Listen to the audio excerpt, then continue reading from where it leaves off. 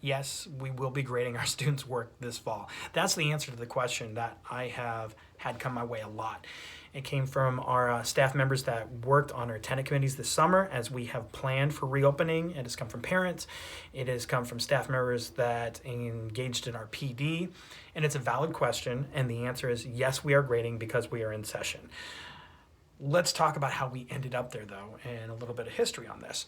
I know that Crete Public Schools in the spring elected to not take grades, and I know there was criticism for that.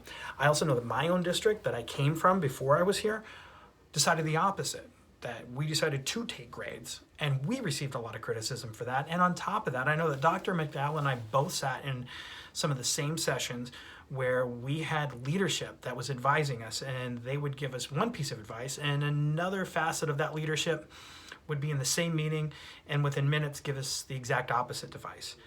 I don't know that anyone knew the right thing to do. And when I say we're getting contrary advice or we had received contrary advice, that's not a knock on our leadership that was above Dr. McDowell and I. They were in it up to their eyeballs as well. Everybody just made the best decision they could with the circumstances they had at hand. And I know we've said this before, but it's important to remember that was a reaction. Now we're not reacting, we're planning. And our plan is we are grading our students' work, again, because we're in session. But let's talk really quickly about what in session means so that we can understand why we're going this direction. It would be great if the virus went away. It's probably not going to happen. And we were all in our conventional classrooms and it was business as usual and we're grading.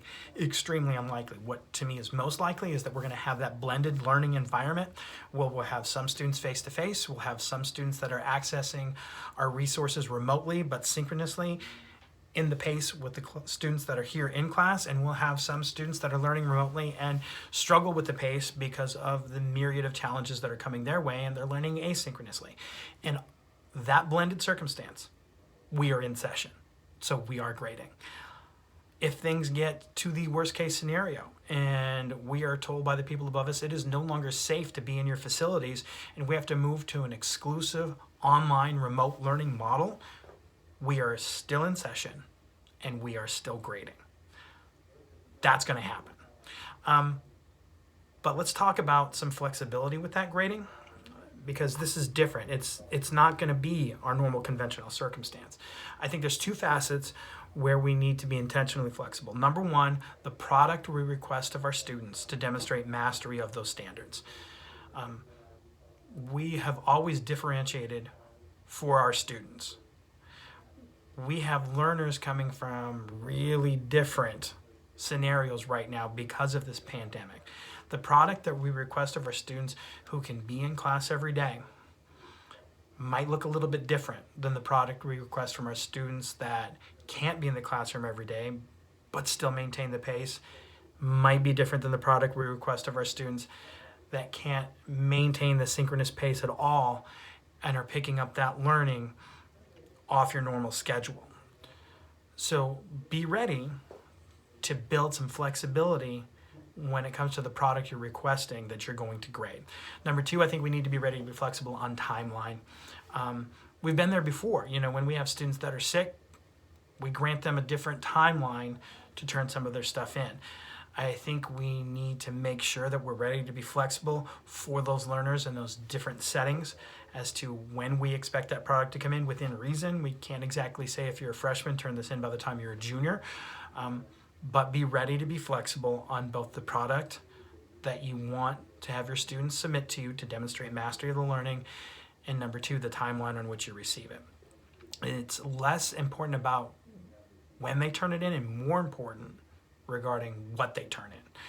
Where we don't want to be flexible and where we need to draw a line is mastery of our standards. And man, I tell you what, I've been there. I can remember when I was a middle school teacher and some parent would say, hey, I'm taking my son for a ski trip. He's going to be gone a week and a half. And I give him a packet and I finally get the packet back and I look at it and I go, close enough. Not proud of that decision, but I know there's times I made it. We're going to have too many students that are going to be in just absurd circumstances. And I know there's going to be times when we're probably going to say, gosh, close enough. We can't be close enough That's not a viable outcome when it comes to mastery of our standards. That's where we have to draw the line. Now, again, how they demonstrate mastery, what product they give you to demonstrate mastery, flexibility. Timeline on when they demonstrate that mastery, flexibility. But as to what we want our students to learn, that's where we hold the line. All right. Hey, give me a shout if you got any questions. Thanks for watching.